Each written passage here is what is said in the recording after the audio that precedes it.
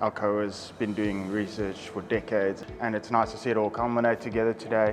Everyone's really advancing restoration ecology and our understanding of how forest ecosystems work. Really cool to have people from a lot of different backgrounds, a lot of people that have been really active in the research space. I really just like to hear from all the different interdisciplinary approaches because it really gets your mind like whizzing, thinking like, oh, I haven't actually thought of something from the perspective of somebody who studies spiders or who's looking at soil hydrology. I mean, there were two highlights for me today. One was the importance of long-term monitoring, and the second thing is, the new technology and the way that it can be used to make data gathering easier so you can have much more robust scientific experiments. The mussel project that is sponsored by the Alcoa Foundation, it's got technology, it's in schools, it's in community, like a classic example of a really great science outreach program. I'm trying to look at a really important understory species in the Jarrah forest, Herbaceae, and trying to get them to germinate. A lot of them don't germinate readily, and you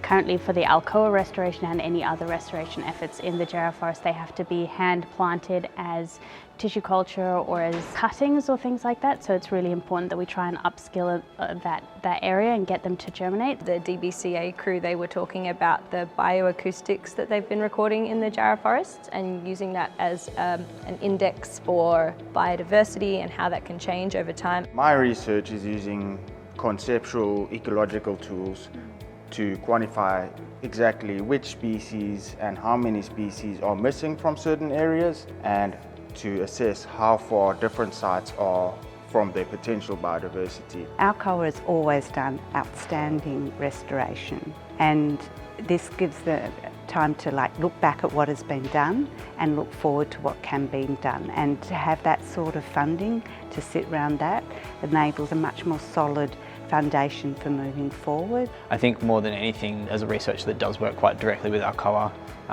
it's going to be super helpful to have those extra resources on the ground. Over the next few years, we'll be discovering so many more ways in which the Jarrah forest functions and how our forest ecosystems respond to things such as climate change or dieback. So it's an amazing announcement. It's going to be a good few years for research.